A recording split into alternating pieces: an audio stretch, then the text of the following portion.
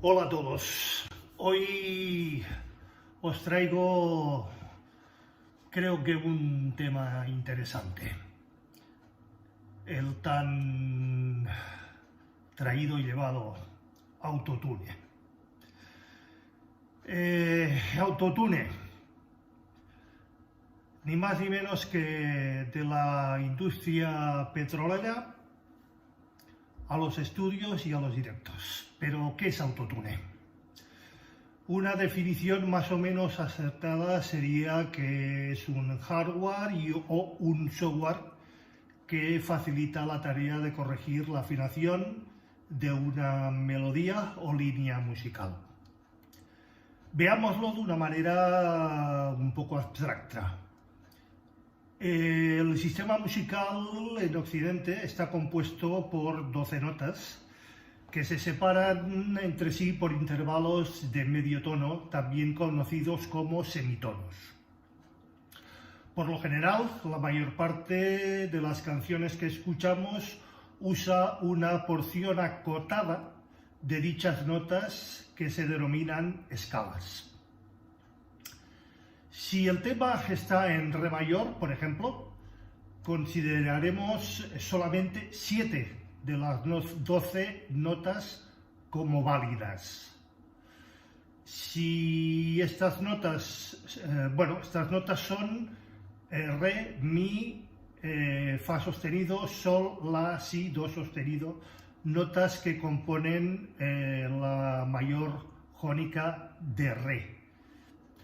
A pesar de que no tengamos ningún entrenamiento musical y debido a la cantidad de veces que escuchamos la misma escala una y otra vez en un contexto musical, nuestro cerebro está programado para entender que cuando algo está fuera de tono, falla la afinación. Cuando un cantante desafina, está en esencia cantando una nota que no pertenece a dicha escala. Esa nota puede estar en un semitono por debajo o un semitono por encima, o también puede estar entre medio, ya que entre dos semitonos hay un intervalo teóricamente infinito de frecuencias. Lo que hace autotune es permitirnos visualizar en la pantalla de un ordenador gráficamente en qué lugar cae cada nota que está siendo analizada. Y se nos da la posibilidad de llevar con ese software esa nota al lugar a donde pertenece. Para entender cómo funciona autotune como un efecto, tenemos que saber que a diferencia de un instrumento, como podría ser el piano, el ser humano no ataca las notas instantáneamente, es decir, no ataca directamente un do cuando tiene que cantar un do, sino que arrastra la nota hasta llegar a ese lugar. Esto sucede en un periodo muy corto de tiempo y es lo que hace que suene humano. El autotune, como efecto, lo que busca es que el ataque sea lo más rápido posible y busca emular cómo atacan las notas un piano o un sintetizador. Bueno, ¿qué importa cantar mal? El increíble origen del autotune, el efecto sonoro que devora la música actualmente, el trap, el reggaetón, el pop, el jazz, la electrónica, etc., pues cabe decir que si escuchaste casi cualquier tema musical durante los últimos 15 años, hay altísimas posibilidades de que hayas escuchado este fenómeno, el autotune. La herramienta de sonido basada en un método de exploración geofísica se ha convertido en un lugar común y provoca tantas críticas como adeptos. Dicen que Cher fue la primera, hace casi 24 años. En lo que hoy se considera uno de los singles más vendidos de la historia.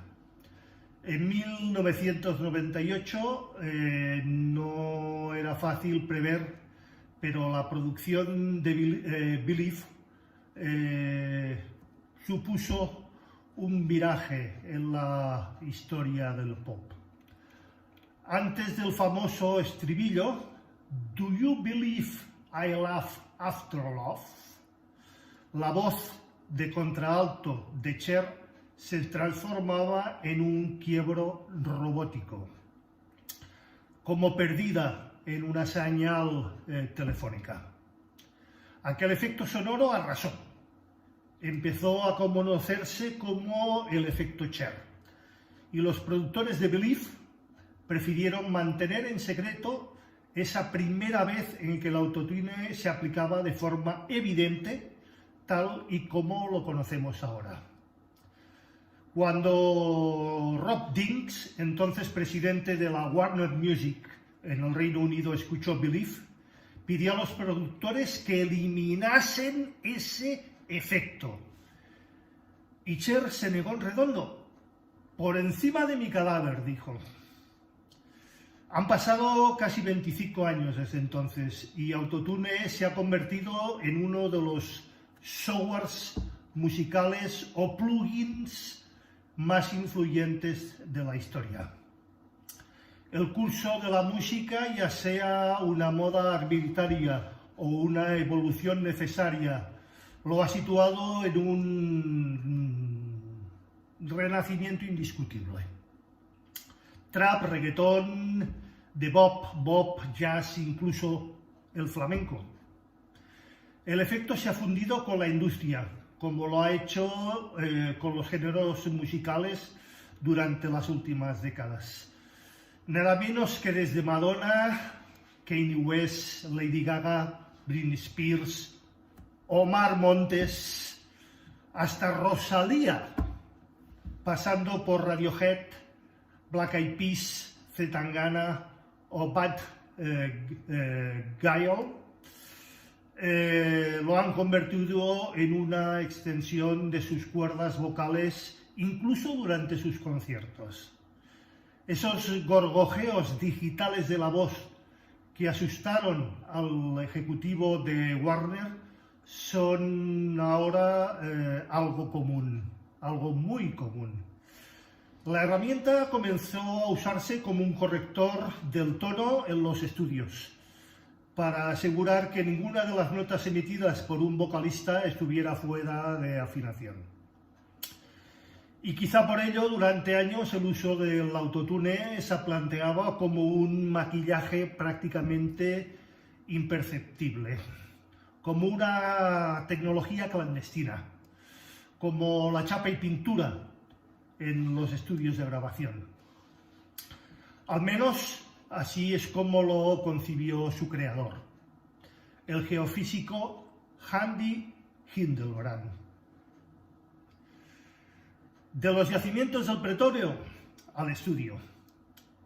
Las bases de funcionamiento del autotune surgieron en la década de los 70, ya hablamos de hace unos cuantos añitos, cuando un muy joven ingeniero, el mencionado Andy Hildebrand, trabajaba para la petrolera norteamericana Exxon. Su trabajo consistía en desarrollar sistemas que interpretaran la vibración y la reflexión del sonido en las superficies de la Tierra para hallar yacimientos de petróleo. Estaba trabajando en un área de geofísica donde emites sonidos en la superficie de la Tierra o en el océano. Escuchas las reverberaciones y a partir de esa información intentas averiguar cuál es la forma del subsuelo. Es como escuchar un relámpago y tratar de averiguar cuál es la forma de las nubes, explicó el ya mencionado ingeniero en Praise Economics, la revista Praise Economics. Aunque Hildebrand siempre había visto y vivido las matemáticas y la física como su gran pasión, tenía otra, la música, era melómano. Cuando dejó Exxon, comenzó a estudiar composición, nada más y nada menos que la Shepherd School of Music de la Rice University. Y lo más importante, empezó a experimentar con sintetizadores y muchos instrumentos electrónicos. Durante más de una decena estuvo trasteando con estos elementos. Y por casualidad, en una cena, alguien le bromeó y le pidió a Hildebrand que inventara algo que le hiciera cantar afinado. Y esa fue, en esencia, la semilla del autotune. Andy Hildebrand, más tarde Antares Audio, relacionó el tratamiento de datos sísmicos, acústicos, y su implementación en la geofísica como una herramienta que permitiera manipular las frecuencias y ajustarlas a una escala musical concreta. Durante 1996 inventó la primera versión del autotune en un equipo portátil. Comentaba, me lo quitaban de las manos. Al principio los estudios más importantes de Los Ángeles lo compraron para abaratar los costes de grabación. Las tomas y la postproducción interminables para conseguir una afinación uniforme ya formaban parte de la historia. Autotune había desterrado a los cantantes desafinados, incluso para algunos a todos los cantantes. Yo nunca uso autotune para que se nota, explicaba Harto Rodríguez, productor especializado en música urbana, que ha trabajado con artistas tan grandes como Zetangana, Rails B, Cariño o Pedro de la Droga. Lo uso a lo bestia, dice, para conseguir ese punto moderno en la voz, brillante y metálico, como de un robot, no como un corrector de la afinación. Rodríguez plantea la doble faceta de autotune, esa que le ha llevado a Time a incluir en su lista de los 50 peores inventos de la historia. Hecho que yo comparto al 100%. Es una tecnología que puede hacer que los malos cantantes suenen bien y los que realmente son malos suelen como robots, según asegura la ya mencionada revista Time, insisto, y que yo comparto. El autotune no hace que suenes bien, opina el productor Rodríguez. Sí es cierto que hay muchos artistas acostumbrados a cantar siempre con esta tecnología, pero esta no afecta al tempo ni a las melodías, no te va a arreglar la vida. El hardware y más tarde software y o plugin que Heidelberg comercializó a través de su compañía ya mencionado, Antares Audio Technologies, tiene una doble vertiente, o al menos la tuvo. La de un recurso técnico para limpiar la voz y la de un recurso esotérico. Cuando la corrección de tono que ofrece el programa se ajusta al máximo, se aprieta, ocurre la magia, el efecto Cher. El sonido robótico, replicado y asentado por las mismas eminencias de la electrónica, como incluso Daft Punk. En el año 2000, el sencillo Native Song, interpretado por Milwaukee Al-Hansali en su álbum Production, fue el primero en utilizar autotune en toda y la totalidad de su letra. Estamos hablando ya del año 2000. Hoy casi todos los supervivientes del siglo XXI lo usan en mayor o menor medida. aunque reconocerlo todavía a muchos de ellos les caigan duras críticas. El ya mencionado cantante Omar Montes es un claro y puro ejemplo de ello. También conocido por haber ganado Supervivientes y por su relación con los Pantoja, el madrileño siempre ha defendido el uso de autotune como un recurso más. Dice, es un instrumento, como el que toca la guitarra o la flauta. A mí me gusta tocar el autotune. Eso lo explicaba Pablo Motos en su programa El Hormiguero.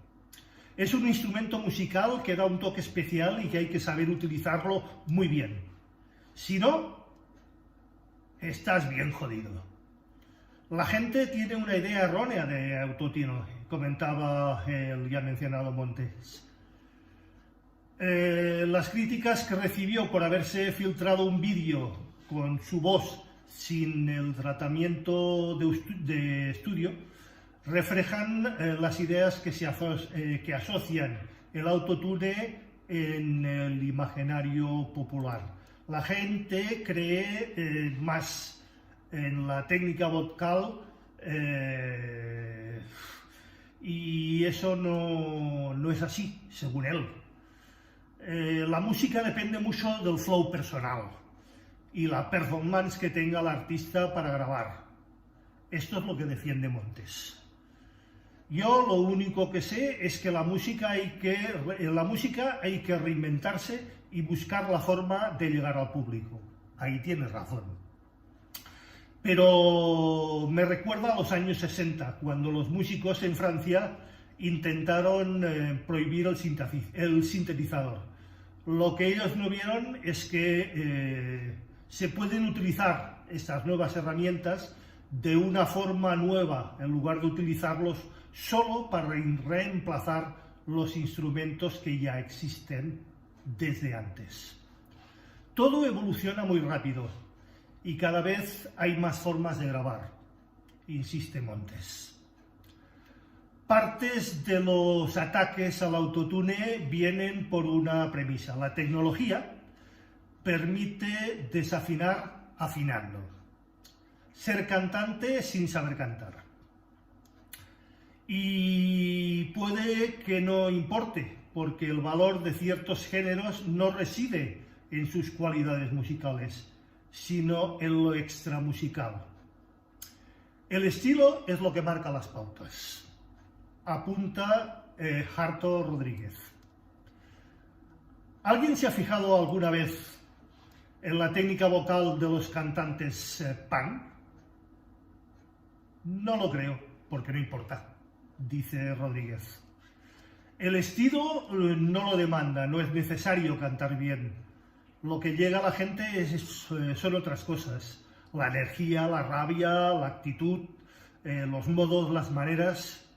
Si hablamos de música popular urbana, pasa algo parecido. Esa crítica de que es que la gente que hace trap no sabe cantar porque usan autotune. En algún caso puede ser, pero tampoco es imprescindible ser el mejor y más grande cantante. Insisto, según Harto Rodríguez. Si escuchas trap chungo y sucio, también buscas una voz así. Tampoco vas a esperar que una persona muy bien educada musicalmente y con una voz impecable se dedique al trap.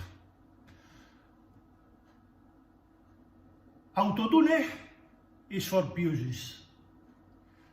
Dicho de otra manera, autotune es para cobardes. Mientras que el invento de Heidelberg trascendía fronteras y géneros musicales, sus detractores alzaban la voz a principios de este siglo XXI. Por su origen, algunos músicos asocian autotune con la trampa en el estudio. el artificio para esconder una técnica vocal deficiente, unas melodías simples y encorsetadas en un canon de la afinación mainstream. En 2009, Jay-Z lanzó su sencillo DOA, Death of Autotune. El mismo año en que Christina Aguilera apareció públicamente con una camiseta que rezaba lo ya comentado anteriormente: Autotune is for pussies. El autotune es para cobardes, más o menos. Quien sepa inglés sabrá traducirlo mejor. Los críticos, y yo también, sostienen que el abuso de autotune ha matado y ha destrozado la disonancia, y con ella la imperfección de la voz humana, sobre todo en la música en directo. Si desaparecen todos los sonidos que se encuentran fuera de una escala escogida, no hay espacio para la espontaneidad, el vibrato natural, la ondulación de la voz y la expresividad. Un canto plástico, uniforme y sintético. Eso es para muchos, y también para mí, un uniforme sintético. Y el oído colectivo terminará por rechazar lo que escape de esos parámetros, o al menos eso esperamos. Para Nacho Marco, ingeniero de sonido, productor, DJ y profesor en la Escuela de Berkeley, Valencia, estas críticas no solo son demasiado conservadoras, sino poco fructíferas. Según él, es una herramienta en la que todo el mundo tiene acceso, y cada vez es más fácil y más barato acceder a ella. Democráticamente, la gente joven lo ha asimilado como la voz del momento. Si las cosas gustan porque sí, no se pueden hacer nada en contra de eso. Son las tendencias. Cuando se inventó el theremin, uno de los primeros instrumentos electrónicos, lo primero que hicieron los críticos, o muchos de ellos, fue compararlo con los timbres que ya existían, es decir, el violín, la viola, la voz humana. Dijeron que no estaba a la altura, simplemente comparándolo con lo preexistente. Pero su creador había generado un sonido completamente nuevo, que además supuso la semilla de los sintetizadores. Primero los analógicos y mucho más tarde los digitales. Visto hoy, es evidente que esas críticas iban contra los tiempos. Cuenta el mencionado señor Marco. El autotune no va a hacer que desaparezcan los vocalistas, ni mucho menos. En mi último trabajo, dice él, por ejemplo, no lo hemos empleado. El autotune no va a hacer que desaparezcan los vocalistas, ni mucho menos.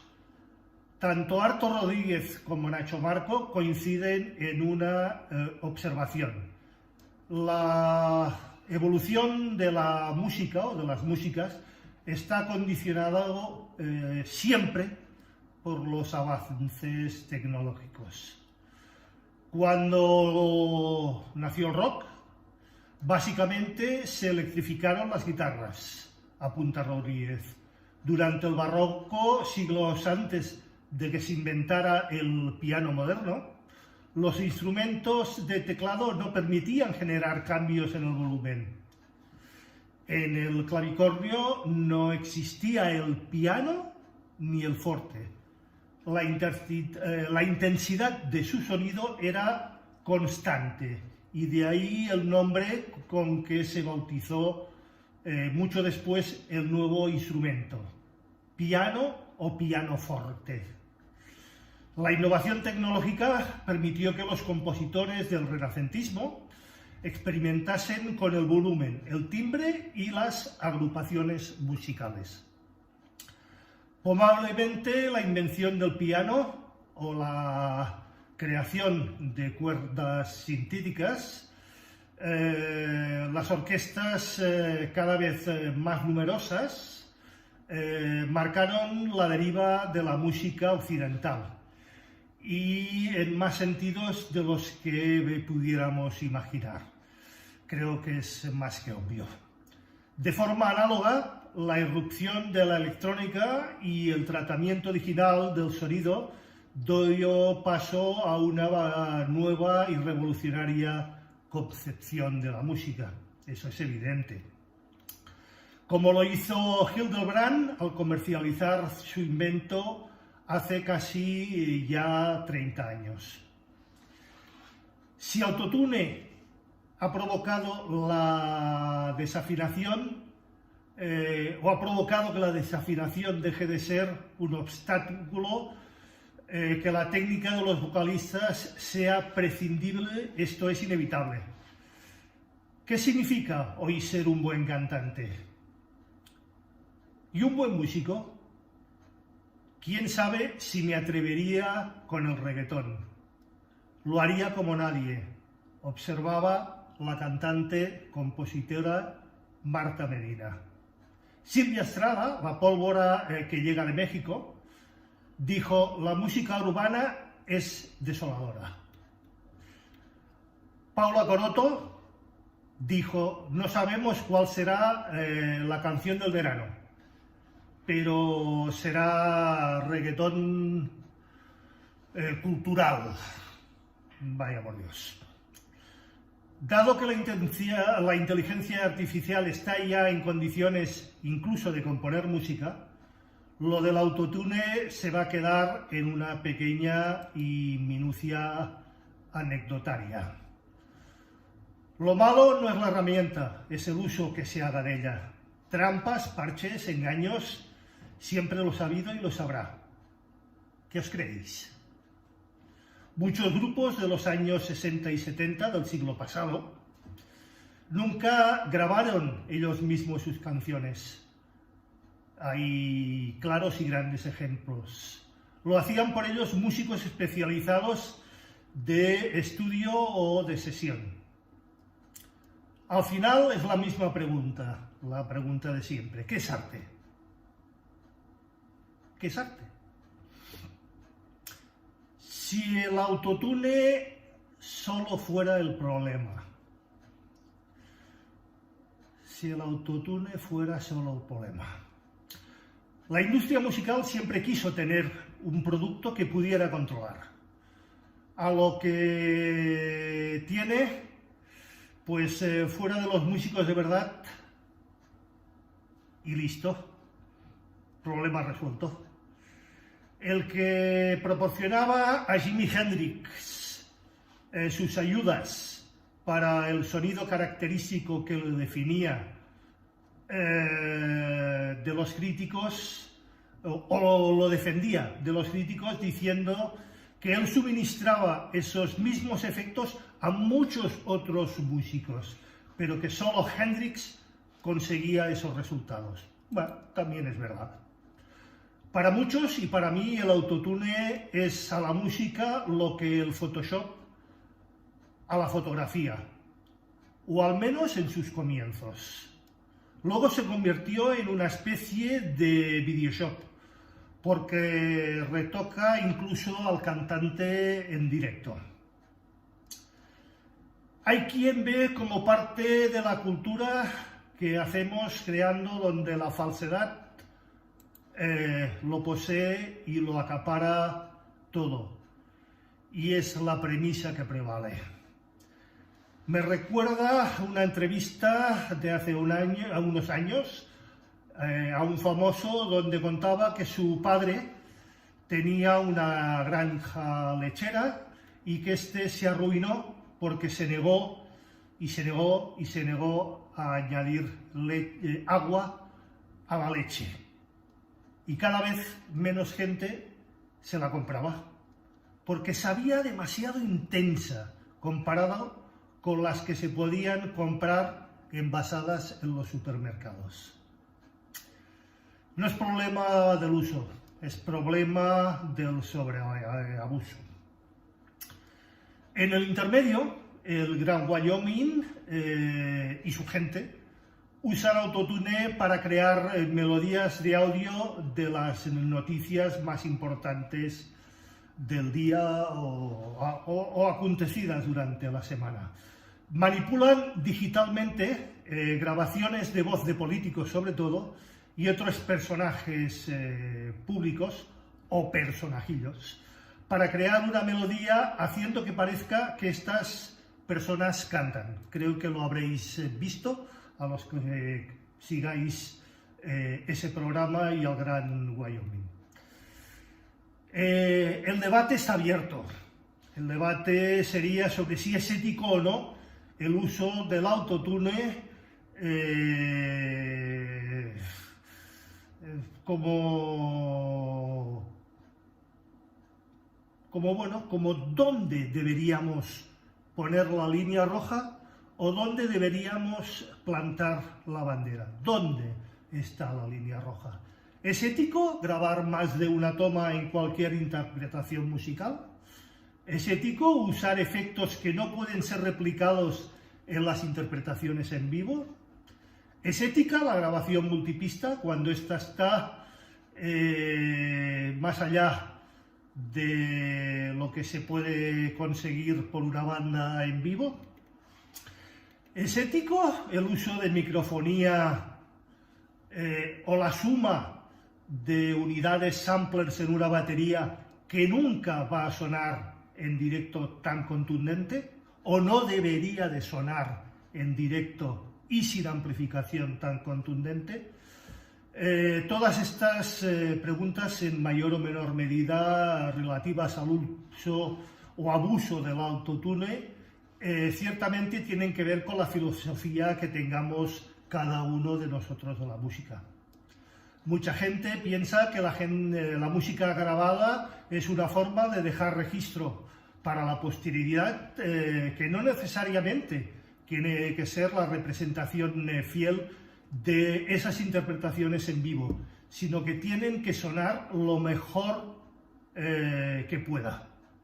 Bueno, por otro lado, existe gente como yo que piensan que la música grabada tiene que parecerse lo más posible a la música en vivo, y no estarán ni más ni menos equivocados, creo, los que así lo crean.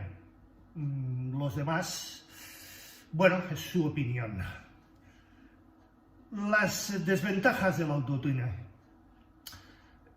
Muchos de sus verdaderos problemas es que crean expectativas falsas sobre la percepción de la música que escuchamos. Hoy por hoy, a nivel profesional, el autotune se usa hasta con cantantes que no necesitan absolutamente para nada. Es un estándar de la industria y genera interpretaciones machatas y predecibles. Todo suena igual.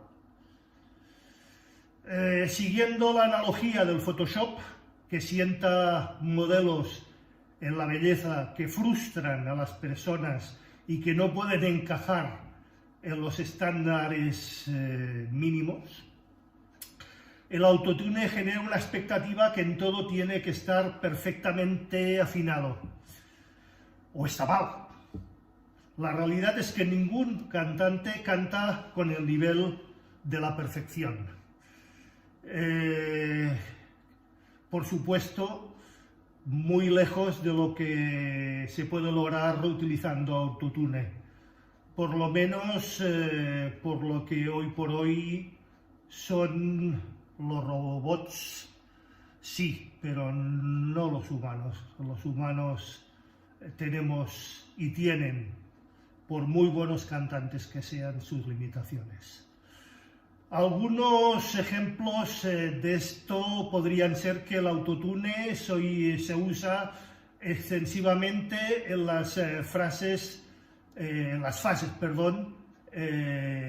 de definición y en los castings de muchos de los grandes concursos en televisión.